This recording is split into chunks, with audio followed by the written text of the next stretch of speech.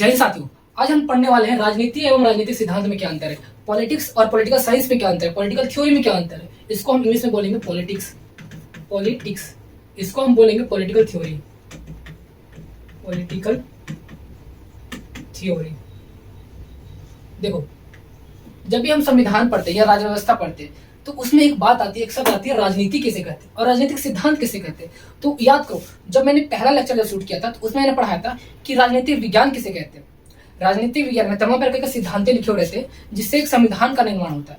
आई बात समझ। तो राजनीतिक विज्ञान में हम अनेकों सिद्धांतों के बारे में पढ़ते हैं, राज्य व्यवस्था से संबंधित तमाम प्रकार के सिद्धांतों को पढ़ते हैं राजनीतिक विज्ञान में।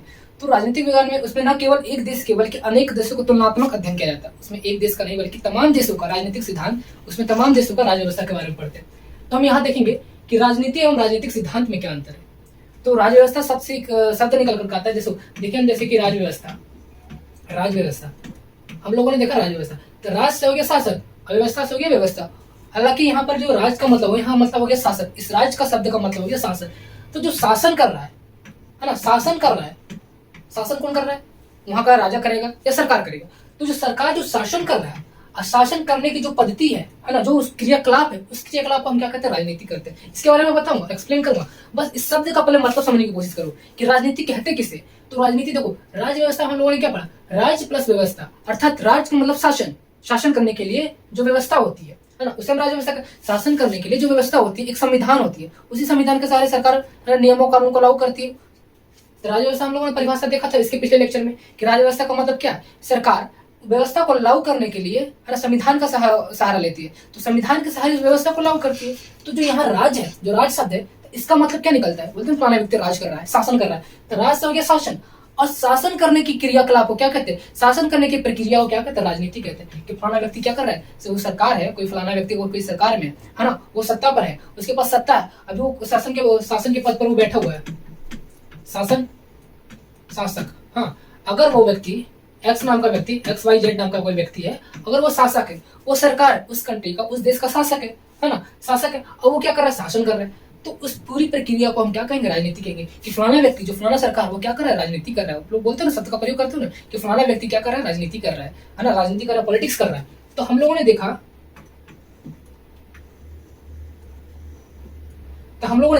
कि शासन करने की जो प्रक्रिया, उसे हम राजनीति कहेंगे। और राजनीतिक सिद्धांत किसे कहते हैं, तो देखो, राजनीति करने के लिए उन तमाम नियमों कानून को हम एक राजनीतिक सिद्धांत कहते हैं। तो राजनीति करने के लिए जितने भी नियम कानून बने हुए, जितने भी नियम कानून, अगर उस नियम कानून को एक पन्ने पर, एक किताब में अनेक व्यवस्थित रूप से अगर लिख दिया जाता है, तो उसे हम बोलते हैं राजनीतिक सिद्धांत।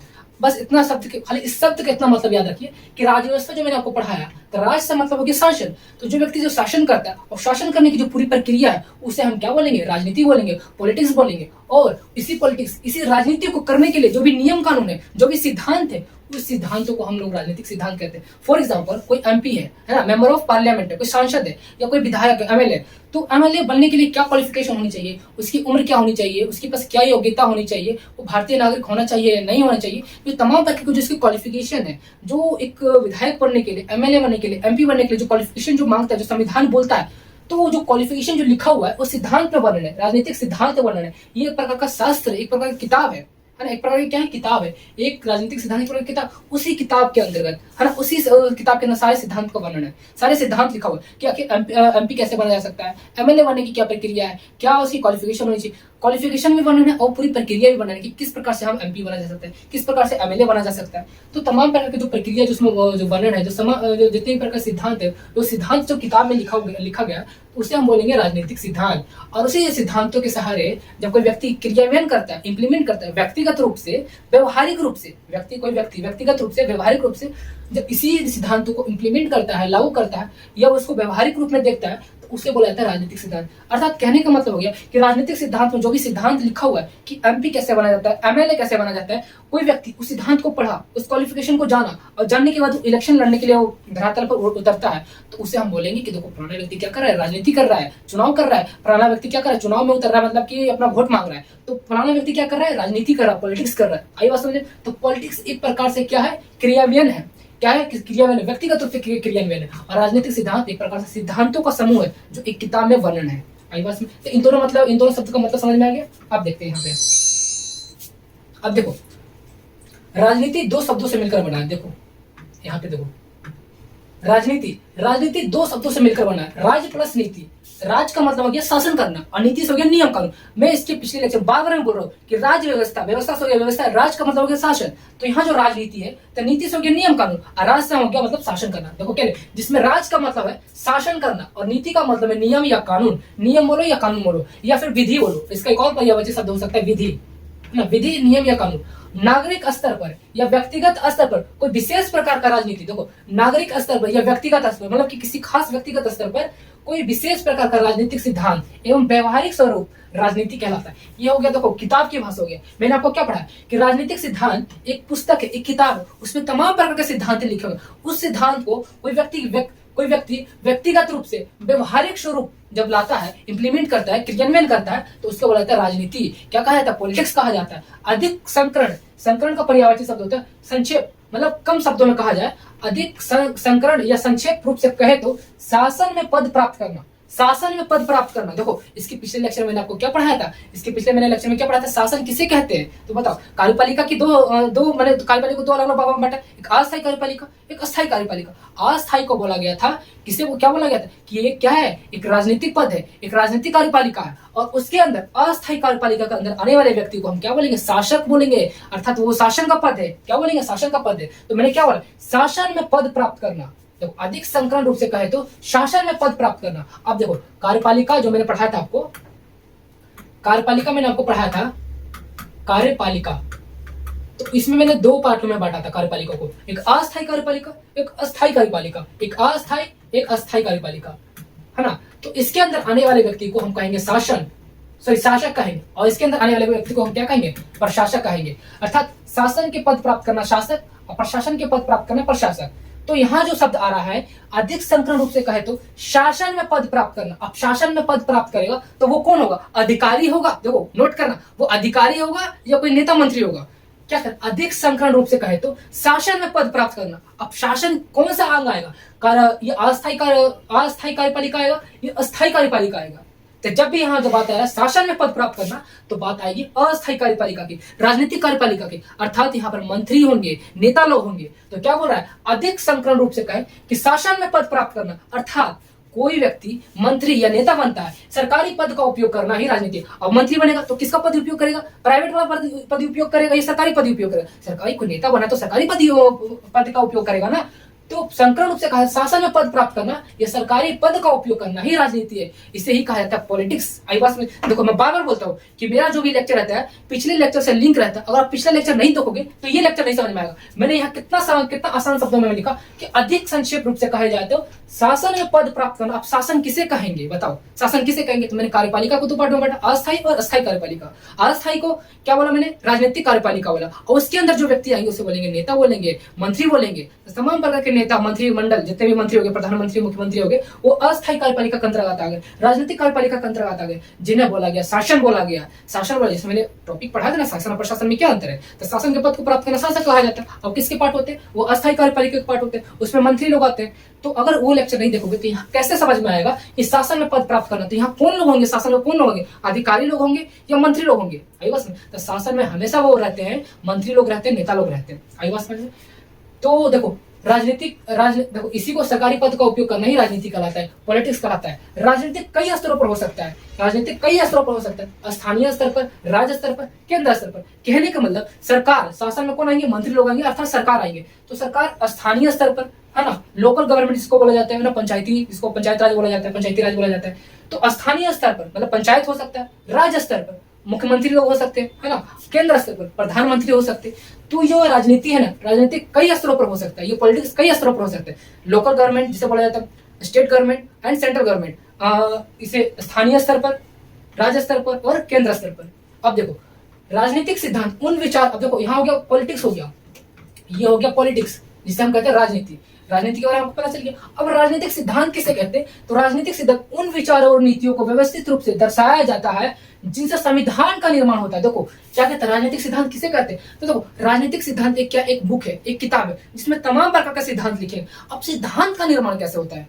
मैंने आपको पहला लेक्चर याद करो, उसमें मैंने पढ़ाया था, जब भी कोई विषय का निर्माण होता है, कोई एक सिद्धांत का निर्माण होता है, तो सिद्धांत बनने से पहले उसके बारे में, उस सिद्धांत बनने से पहले उस विषय के बनने से पहले मन में पहले क्या आता है, कल्पना आता है, विचार आता है। उस विचार को है ना व्यवस्थित रूप से जब लिखते हैं तो एक सिद्धांत बन जाता है। तो राजनीतिक सिद्धांत उन विचारों और नीतियों को कहते हैं, राजनीतिक सिद्धांत उन विचारों और नीतियों को कहते हैं जिन्हें लिखने पर और लिखने के बाद एक संविधान का जन्म होता है, एक संविधान का निर्माण होता है। क्या क्या राजनीतिक सिद्धांत उन विचारों और नीतियों को व्यवस्थित रूप से, मतलब सही तरीके से जो व्यवस्था होनी चाहिए, वन बाय वन है ना, वन बाय वन लिखने के बाद राजनीति उन विचारों नीतियों कहते हैं जो व्यवस्थित रूप से दर्शाया जाता है, अर्थात लिखा जाता है, जिनसे संविधान का जन्म होता है, संविधान का निर्माण होता है। यही संविधान किसकी किसकी बातें करता है, स्वतंत्रता की बातें करता है, समानता की बातें करता है ना, इक्वालिटी की बात करता है कि समानता का अधिकार होना चाहिए, सब लोगों में विधि का समान होना चाहिए, समान तरीके से कानून लागू होना चाहिए। तो संविधान क्या बताता है, स्वतंत्रता की बात करता है, समानता की बात करता है और लोकतंत्र जैसी अवधारणाओं को अर्थ स्पष्ट करता है कि आखिर लोकतंत्र क्या, संविधान क्या बताता है,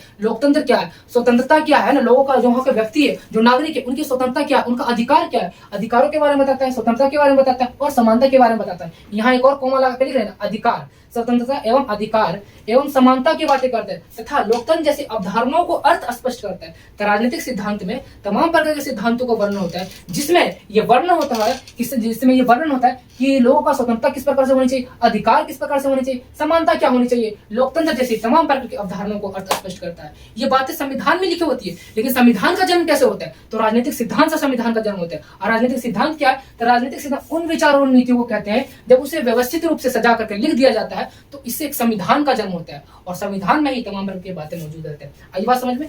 तो हम क्या कहते हैं, राजनीति जो हम करते हैं, पॉलिटिक्स करते हैं, किसके सहारे करते हैं, संविधान के सहारे करते हैं, उन राजनीतिक सिद्धांतों के सहारे करते हैं। उसी राजनीतिक सिद्धांत में ये वर्णन होता है, ये लिखा हुआ रहता है कि एमपी की क्या क्वालिफिकेशन होनी चाहिए, एक एमएलए बनने की क्या क्वालिफिकेशन होनी चाहिए, ना केवल क्वालिफिकेशन बल्कि पूरी प्रक्रिया लिखी होती है कि कैसे एमपी एमएलए बना जाता है। जैसे आप लोग पढ़ोगे कि राष्ट्रपति की चुनाव की प्रक्रिया क्या हो सकती है, राष्ट्रपति के इलेक्शन की प्रक्रिया क्या हो सकती है। तो आप लोगों को मैं पढ़ाऊंगा कि राष्ट्रपति का एक पद होता है, उनकी प्रक्रिया क्या होता है, बताओ, चयन करने का प्रक्रिया, उनका इलेक्शन चुनाव करने का प्रक्रिया क्या होता है। आप लोग कमेंट सेक्शन में बताओ, और आप लोगों ने संविधान पढ़ा होगा तो आप लोग कमेंट सेक्शन में बताओ। और राष्ट्रपति की क्या क्वालिफिकेशन होनी चाहिए, उनकी उम्र क्या होनी चाहिए और उनके साथ क्या भारतीय नागरिक होना चाहिए, क्या क्वालिफिकेशन, तमाम प्रकार की बातें जो होता है राष्ट्रपति से संबंधित, उनकी क्या क्वालिफिकेशन होनी चाहिए, राष्ट्रपति बनने के लिए क्या प्रक्रिया होनी चाहिए, ये मैं आगे पढ़ाऊंगा। अगर मैं यहाँ बता दूंगा तो एक प्रकार से खिचड़ी बन जाएगा, आप लोगों को समझ में नहीं आएगा।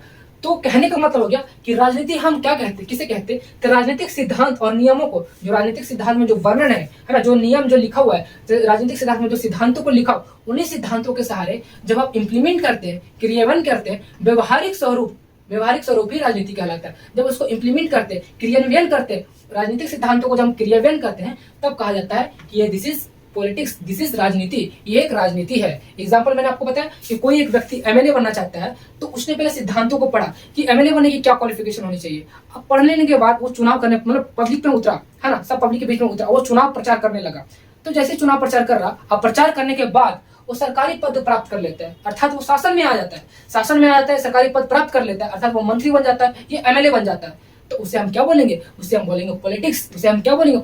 जब सिद्धांतों को जब पढ़ रहा था तब बोलेंगे राजनीतिक सिद्धांत। बस हल्का सा अंतर है कि राजनीति उसे कहते हैं जब राजनीतिक सिद्धांतों को, है ना, राजनीतिक सिद्धांतों को व्यक्तिगत रूप से क्रियान्वयन करते हैं तो राजनीति कहते हैं, और लेकिन जब उसी सिद्धांतों को हम किताबों में पढ़ते हैं तो उसे बोला जाता है राजनीतिक सिद्धांत। आई बात समझ। तो राजनीतिक सिद्धांत एक प्रकार के सिद्धांत है जो हम केवल पढ़ते हैं, और राजनीति हम उसे पढ़ करके अपने व्यवहारिक रूप से, अपने व्यक्तिगत स्तर पर हम उसको क्रियान्वयन करते हैं।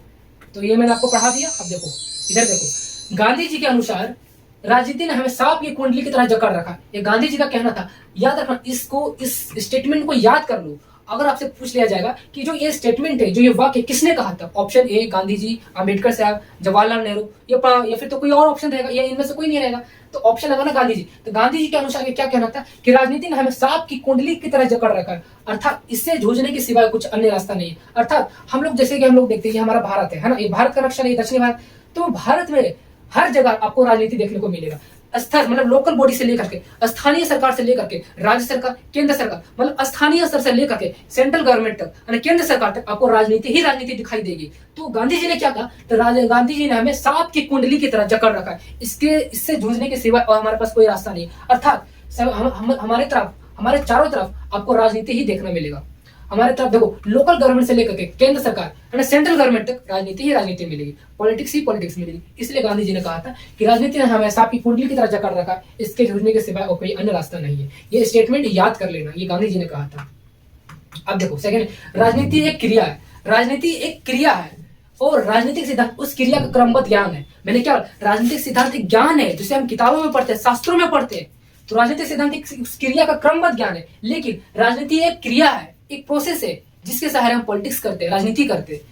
राजनीति और राजनीतिक सिद्धांतों के उद्देश्य में भी अंतर है, इनके उद्देश्यों में भी अंतर है। देखो, इनके उद्देश्यों में भी अंतर है। राजनीति का क्या उद्देश्य है, इनका राजनीतिक सिद्धांत का क्या उद्देश्य, उद्देश्य पर्पस, इनका क्या पर्पस है, पॉलिटिक्स का क्या पर्पस है और पॉलिटिकल थ्योरी का क्या पर्पस है। तो देखो, जहां राजनीति का उद्देश्य शक्ति और सत्ता को प्राप्त करना चाहता है, देखो राजनीति मतलब पॉलिटिक्स क्या कहना चाहते हैं, पॉलिटिक्स लोग क्यों करते हैं, पॉलिटिक्स लोग इसलिए करते हैं किसी भी तरीके से शक्ति मिल जाए, पावर मिल जाए और वो सत्ता प्राप्त हो जाए, शासन के अंतर्गत वो हमें सत्ता प्राप्त हो जाए। और अर्थात कहने का मतलब जो व्यक्ति चुनाव लड़ रहा है एमएलए बनने के लिए, बस वो एमएलए का किसी भी तरह से हमें पद प्राप्त हो जाए, है ना, मुख्यमंत्री का या प्रधानमंत्री का वो पद हमें किसी तरह से प्राप्त हो जाए, एमपी बनने के लिए जो एमपी बना जाता है लोकसभा राज्यसभा में, बस उसका किसी भी तरह से पद प्राप्त हो जाए आई बस में। तो शक्ति और सत्ता केवल प्राप्त होना, इसका सिवा और कोई मतलब नहीं। लेकिन राजनीतिक सिद्धांत क्या कहता है, लेकिन राजनीतिक सिद्धांत राजनीति की गतिविधियों को विश्लेषण करने और उनके विषय में जानकारी देने का एक माध्यम है। अर्थात इसके अंदर हम लोग ज्ञान अर्जित करते हैं, पढ़ाई करते हैं, सिद्धांतों के बारे में पढ़ते हैं। अब देखो, राजनीति में नियमों और सिद्धांतों के अध्ययन पर जोर नहीं दिया जाता। राजनीति में नियम क्या कहता है, कानून क्या कहता है, इस पर कोई जोर दिया नहीं जाता है। क्या मतलब, कोई मतलब नहीं है, केवल पॉलिटिक्स। तो राजनीति में नियमों और सिद्धांतों पर अध्ययन पर जोर नहीं दिया जाता। अर्थात आप किसी प्रकार से अध्ययन नहीं भी करोगे तो भी आप राजनीति कर सकते हो, तो भी आप पॉलिटिक्स कर सकते हो। क्या कह रहा है, जबकि राजनीतिक सिद्धांत और नियमों सिद्धांतों की खोज में लगा रहता है। राजनीतिक सिद्धांत के जो विशेषज्ञ है वो हमेशा खोज में लगे रहते हैं कि और नया क्या सिद्धांत बन सकते हैं और नया क्या नियम कानून बन सकते हैं। अर्थात वो हमेशा रिसर्च में लगे रहते हैं। लेकिन जो पॉलिटिक्स रहते हैं उनके नियम कानून से कोई मतलब ही नहीं है। अर्थात राजनीति कौन करते हैं, नेता लोग करते हैं, मंत्री लोग करते हैं, तो उनको अध्ययन से कोई मतलब नहीं है, किसी प्रकार जोर नहीं दिया जाता। लेकिन राजनीतिक सिद्धांत नियमों और सिद्धांतों को रिसर्च में लगे रहते हैं, एक प्रकार से खोज में लगे रहते हैं कि और नया क्या सिद्धांत बन सकता है और क्या नया नियम कानून बन सकता है। तो इन सिद्धांतों के खोज में लगे रहते हैं। राजनीति करने वाले व्यक्ति नेताओं, देखो मैंने क्या लिखा, राजनीति करने वाले व्यक्ति नेताओं को किसी प्रकार के वैज्ञानिक प्रशिक्षण की आवश्यकता नहीं पड़ती, किसी प्रकार के सर्टिफिकेट की आवश्यकता नहीं पड़ती, किसी प्रकार की एजुकेशन की आवश्यकता नहीं पड़ती। लेकिन आमतौर पर अनुभव के आधार पर राजनीति की कलाबाजी सीख लेते हैं। आमतौर पर वो कलाबाजी मतलब कहने का मतलब वो अनुभव के आधार पर जो आसपास देखते हैं कि फलाना व्यक्ति चुनाव लड़ रहा है और वो मुख्यमंत्री बनने के लिए वो दावा कर रहा है कि मैं आपको 5 लाख रुपए दूंगा, सबके अकाउंट में 5-5 लाख रुपए दूंगा और गरीबी में दूर करूंगा। अच्छा, वो 5 लाख का दावा कर रहा है, चलो मैं 10 लाख का दावा करता हूँ, मैं 10 लाख हर एक व्यक्ति का अकाउंट में 10 लाख रुपए दूंगा, आप मुझे मुख्यमंत्री बनाइए। तो वो क्या अपने अनुभव, वो अपने आसपास वातावरण में देखा कि लोग किस तरीके से चुनाव लड़ रहे हैं, उसने अनुभव के आधार पर यह सीख लिया कि पॉलिटिक्स कैसे किया जाता है, राजनीति कैसे किया जाता है। तो मैंने यहाँ क्या कहा कि राजनीति करने वाले व्यक्ति किसी प्रकार की सर्टिफिकेट, वैज्ञानिक प्रशिक्षण की आवश्यकता नहीं पड़ती। वो आमतौर पर अनुभव के आधार पर राजनीति की कलाबाजी ये शब्द आपको समझ में आ रहा है, कलाबाजी, ये कलाबाजी करना सीख जाते हैं। जैसे उसने बोला कि 5 लाख का दावा कर रहे हैं, कोई बात नहीं, मैं 10 लाख का दावा करूंगा। अगली बार उसने कहा था इसने 10 लाख के वादा किया था, मैं 20 लाख की दावा करता हूँ। अगली बार आपकी बार ये क्या कहेगा, 10 लाख की जगह मैं 20 लाख की, मतलब एक समझे क्या है, एक प्रकार से कलाबाजी तो है। तो आमतौर पर अनुभव के आधार पर राजनीति की कलाबाजी करना सीख लेते हैं। इसके विपरीत एक राजनीतिक शास्त्री के लिए एक विशेष ज्ञान की आवश्यकता पड़ती है। देखो, इसके विपरीत देखते हैं तो जो राजनीतिक जो शास्त्री होते हैं, जो राजनीतिक विज्ञान के, जो राजनीतिक सिद्धांत के जो विशेषज्ञ होते हैं, उनकी एक विशेष ज्ञान की आवश्यकता पड़ती है, जिसके लिए उसे विद्यालय में पढ़ना पड़ता है, महाविद्यालय में पढ़ना पड़ता है, विश्वविद्यालय में पढ़ना पड़ता है। इन तमाम जगह शिक्षा ग्रहण करनी पड़ती है, तब वो कहलाते हैं कि राजनीतिक विज्ञान के, राजनीतिक शास्त्र के वो विशेषज्ञ है। आई बात समझ में? अब देखो, तो खैर हम लोग का ये टॉपिक समाप्त हो गया। तो इस बात से आप लोग को समझ में आ ही गया होगा कि राजनीति और राजनीतिक सिद्धांत में क्या अंतर है। इस आधार पर समझ में आ गया कि राजनीति और राजनीतिक सिद्धांत में क्या अंतर है। और देखो, कहीं कहीं पर आपसे ये पूछा जाएगा कि राजनीति और राजनीतिक विज्ञान में क्या अंतर है, तो सिद्धांत की जगह विज्ञान शब्द का प्रयोग कर दिया जाएगा, तो इससे घबराना मत। बस विज्ञान और सिद्धांत में हल्का सा क्या फर्क है कि विज्ञान में, राजनीतिक सिद्धांत में हम तमाम प्रकार के सिद्धांतों के बारे में पढ़ते हैं, लेकिन राजनीतिक विज्ञान में हम सिद्धांतों को पढ़ते हैं, लेकिन न केवल सिद्धांतों को पढ़ते हैं बल्कि हम उसको एक प्रकार से तुलनात्मक अध्ययन करते हैं। तो फलानी कंट्री में क्या सिद्धांत है, फलानी कंट्री में क्या सिद्धांत है। तो एक प्रकार से राजनीतिक विज्ञान में हम पॉलिटिकल साइंस हम लोग तुलनात्मक अध्ययन करते हैं। और राजनीतिक विज्ञान एक प्रकार से देखोगे, आप यूपीएससी या बीपीएससी की तैयारी करोगे तो वहाँ राजनीतिक विज्ञान सिलेबस में नहीं आता। अगर आप ऑप्शनल लेकर पढ़ाई करोगे तो वहां आपको देखने को मिलेगा राजनीतिक विज्ञान है ना, पॉलिटिकल साइंस देखने को मिलेगा। तो राजनीतिक विज्ञान के अंदर हम लोग राजनीतिक सिद्धांतों को पढ़ते हैं। राजनीतिक विज्ञान के अंदर हम लोग राजनीतिक सिद्धांतों को पढ़ते हैं। तो पढ़ना तो हमें केवल सिद्धांतों को ही पढ़ना है, नियम कानून को ही पढ़ना है। तो हम शब्द यहाँ प्रयोग किए राजनीति के और राजनीतिक सिद्धांत में क्या अंतर है। तो बस इतना अंतर है राजनीति और राजनीतिक सिद्धांत। घबराना मत अगर यहाँ सिद्धांत की जगह विज्ञान लिखा हुआ, मतलब वही रहेगा। राजनीतिक विज्ञान के अंदर हम लोग सिद्धांतों को ही पढ़ते हैं। तो आई थिंक इसके माध्यम से, इस पीपीटी के माध्यम से आप लोगों को समझ में आ गया। फिर मिलते हैं नेक्स्ट वीडियो में, तब तक के लिए बाय, बेस्ट ऑफ लक।